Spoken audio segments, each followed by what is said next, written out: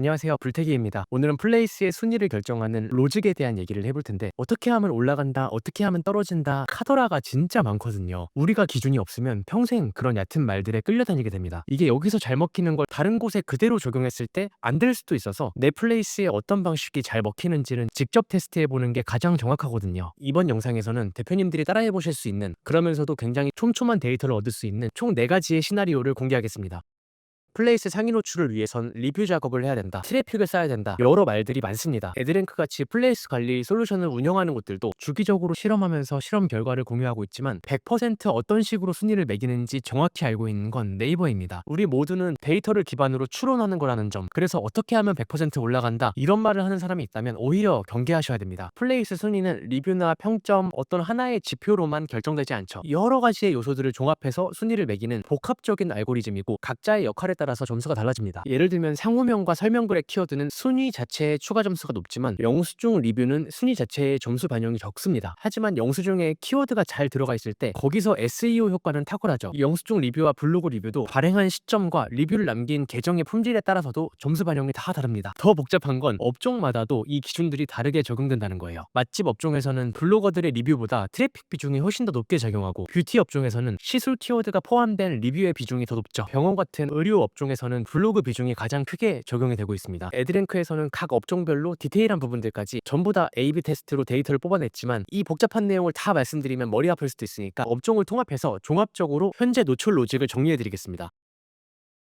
1단계로는 상호명과 설명, 후기 글에 키워드가 포함되어 있는지, 제가 이전 3편까지 쭉 말씀드린 게 이 부분이죠. 2단계로는 최근 유입 트래픽을 분석하는 겁니다. 바로 직전 4편에서 다룬 내용이죠. 3단계로는 저장과 길찾기, 스마트콜 같이 행동 데이터에 가산점을 주고, 4단계로 리뷰는 물론이고 그 리뷰의 최신성까지 봅니다. 마지막 5단계로는 이상치를 필터링하는 건데요. 이것도 역시 4편에서 다룬 어뷰징에 대한 부분이죠. 네이버는 크게 이런 과정들을 거쳐서 가장 신뢰도 높은 매장을 고르고 그 매장을 상위에 노출시켜줍니다. 다시 한번 말씀드리지만 업종별로 로직의 가중치가 다 달라지거든요. 다른 업종에서 이렇게 했다고 그대로 따라하시면 효과를 못 보실 거예요.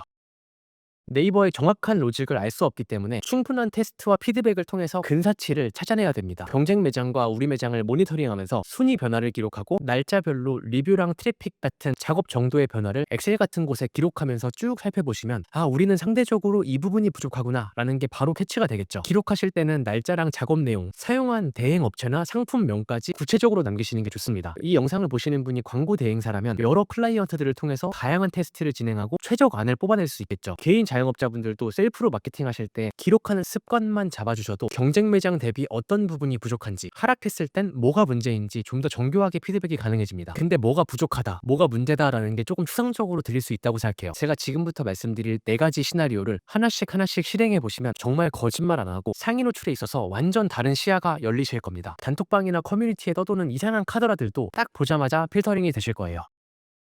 첫 번째 시나리오는 단독 대량 실행입니다. 트래픽, 리뷰, 행동 데이터 중 어떤 게 영향을 주는지 확인하기 위해서 이 3가지 방식을 각각 하나씩 대량으로 실행해 보는 거예요. 예를 들어서 1일에는 리워드 저장하기 2,000회, 5일에는 블로그 리뷰 50개 배포, 9일에는 영수증 리뷰 30개, 13일에는 길찾기 스마트콜 후기 클릭 300회. 이렇게 각각의 방식마다 4일 간격으로 단독으로 진행하시면 되고, 각 단계 사이에는 다른 작업을 중단해 주시면 됩니다. 동일 키워드 기준으로 순위를 추적하면서 플레이스 순위의 반응이 나타나는 시점까지 쭉 기록을 해주시면 되는데, 이 첫 번째 시나리오는 각 방식마다 영향력을 빠르게 수치로 확인할 수 있습니다. 이 방식을 거치셔야지 예산 대비 수익률이 괜찮은 전략과 돈만 쓰는데 성과는 안 나오는 전략, 이 2가지를 발라낼 수 있겠죠. 두 번째 시나리오는 카더라 테스트입니다. 마케팅 실무자들이 항상 마음에 깔려있는 생각이 있거든요. 단톡방이나 포럼 같은 데서 유통되는 상품이나 정보가 진짜 유의미한 효과가 있을까? 저번 편에서 소개해드린 마케터들이 소통하는 사이트들 있죠. 거기에서 블로그 리뷰, 트래픽, 영수증 리뷰, 다양한 상품들이 거래가 됩니다. 근데 그 실효성을 직접 검증해 보시는 분들은 많지 않죠. 애드랭크에서는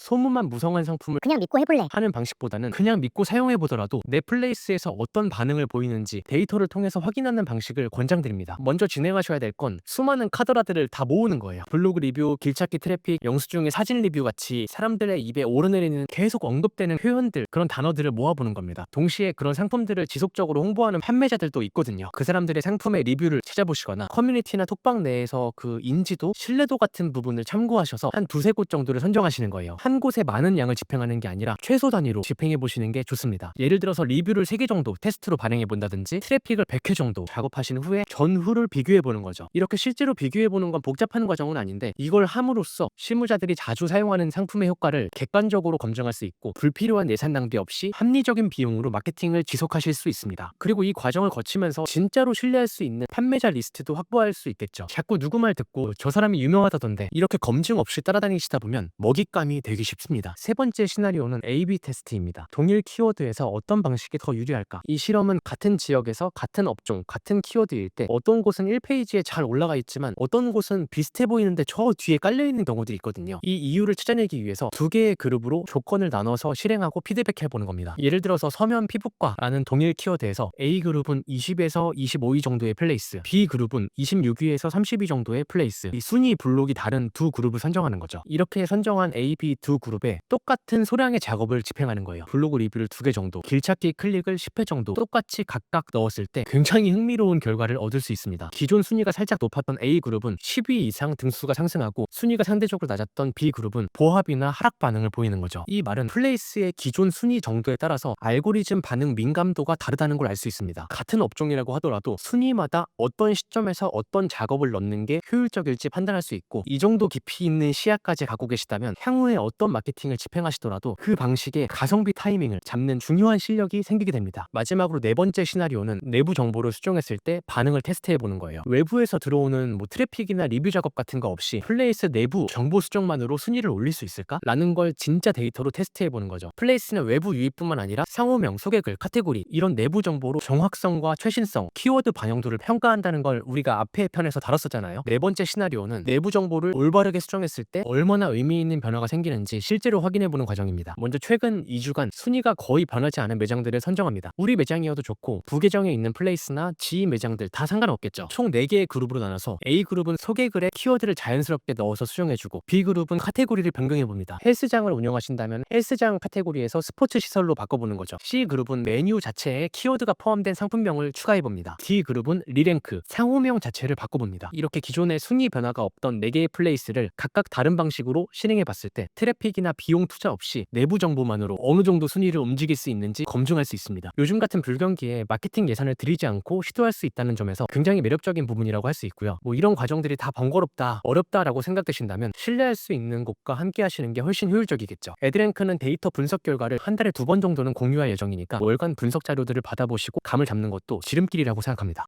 오늘은 플레이스에서 수많은 카더라들과 2025년 하반기 현재 네이버 플레이스 로직을 정리해봤는데 마케팅 현장에서는 다양한 돌발 상황들이 벌어집니다. 블로그 리뷰 작업을 했는데 아예 반영이 안 되면 배포한 블로그의 품질 여기에 문제가 있을 수 있고 플레이스 내부 소개글에 키워드를 다 잘 넣어서 우리 이런 키워드와 연관이 있어 라고 세팅해놨는데 색인에 실패한다면 영수증 리뷰나 블로그 리뷰에 내가 넣은 키워드와 전혀 다른 키워드들이 언급된 경우일 수 있습니다. 리워드를 사용하시는데도 순위가 꿈쩍을 안 한다, 오히려 하락한다 이런 경우에는 이미 필터링에 걸려있는 상황일 수도 있죠. 내가 잘 모르겠지만 순위가 급격하게 떨어진 경우에는 일단 진행하시고 있는 모든 작업을 중단하시는 게 좋습니다. 그 작업 자체가 잘못됐거나 아니면 로직이 바뀐 거일 수도 있으니까요. 다음 영상에서는 시나리오를 실행해보면서 어떤 방식이 순위 상승에 유의미하구나 라는 걸 알았다면 효율적인 방식을 루틴하게 운영했을 때 무조건 성과가 나오겠죠. 대표님들이 현실적으로 따라해보실 수 있는 버전으로 주간 루틴과 월간 루틴을 공유해드리고 운영 중이신 분들은 공감하시겠지만 플레이스 순위가 쭉 빠지는 경우가 많거든요. 순위가 하락하는 원인의 체크리스트 그리고 어떻게 대응할 수 있는지까지 포인트 있게 다뤄보겠습니다. 오늘도 영상 끝까지 봐주셔서 감사합니다. 다들 즐거운 하루 보내세요.